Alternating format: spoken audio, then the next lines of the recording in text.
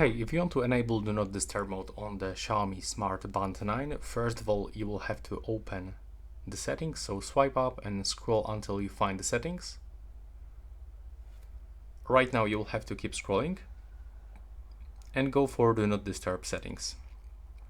Now you can simply turn it on by clicking on this switcher, and also you can set it up once, set the repeat once daily, or set the custom, like for example every Monday, Wednesday, and for example Friday.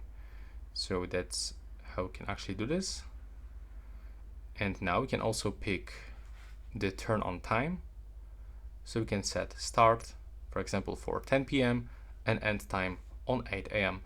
And what it does, basically the Do Not Disturb mode blocks all of the notifications, alarms, incoming calls, messages, vibrations, so you can actually sleep safe without any disturbing.